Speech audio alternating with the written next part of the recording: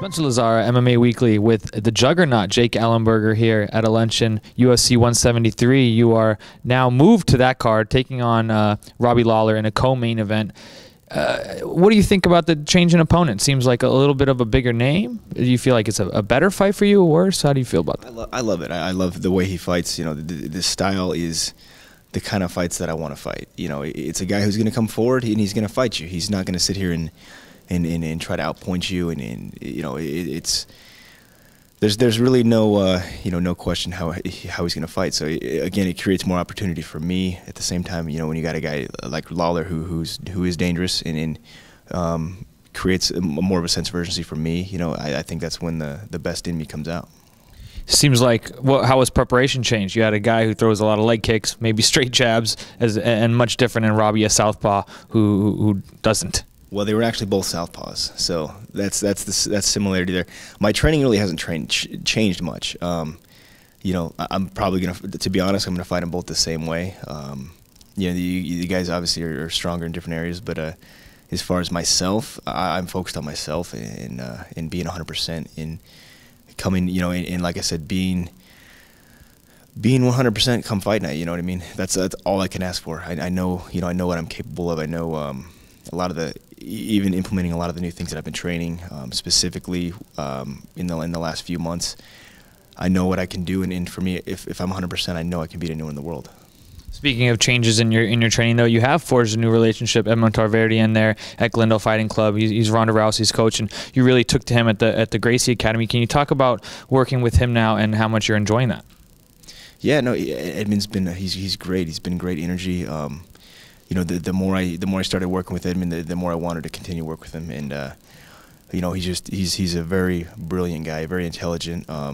You know, not only when it comes to training, but creating strategy for fights. But you know, he's got some world champions in boxing. You know, he's got a world champion in MMA now. But he's phenomenal. I think he's one of the best coaches in combat sports. And talk about the drive for you in this year to get to that goal, that road to goal that you're always posting. Can you talk about that and how this fight helps you, you know, get closer to that goal?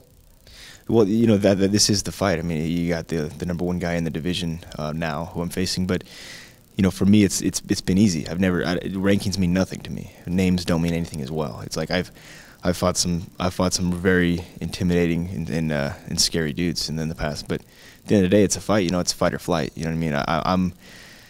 I've sacrificed everything to get where I'm at, and I'm still in the same position. I'm still in the same mindset. I still train the same exact way. It's all for that same goal, you know, to become world champ. And at the end of the day, you know, I'm willing to do whatever it takes.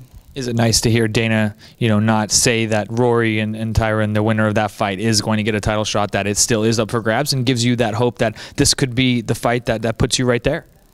Yeah, you know, the reality is there's always the potential to get that fight, but I'm not focused on that at all. I'm really focused on just this fight and getting past Robbie. I mean, that's really all that matters to me right now.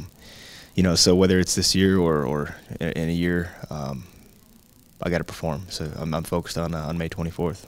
Was there any disappointment at all, though, that you weren't on the same card as your brother? You know, initially I was a little bit disappointed. You know, that's one of those once-in-a-lifetime combat opportunities, but I still think it's going to happen.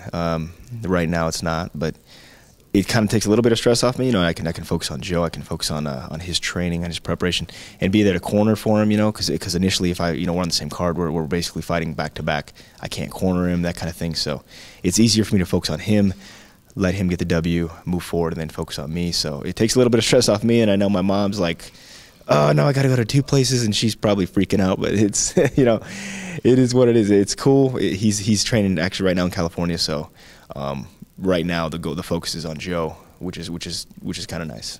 You say that you do see it happening down the line. Would something in Nebraska, where you fought before, would that be something that you'd really lobby for and push for in the future, you and Joe on the same card in Nebraska? Yeah, and absolutely. Them Nebraskans, man, they love fighting.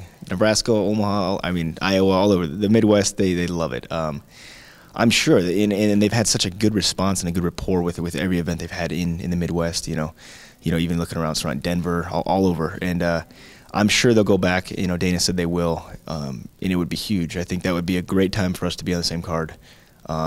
down the road. That's exciting to think about. But yeah, man, those Midwesterners, man, they love that fighting stuff. The new contract has to be a pretty good feeling. You're locked in here. What can you tell us about that contract? It's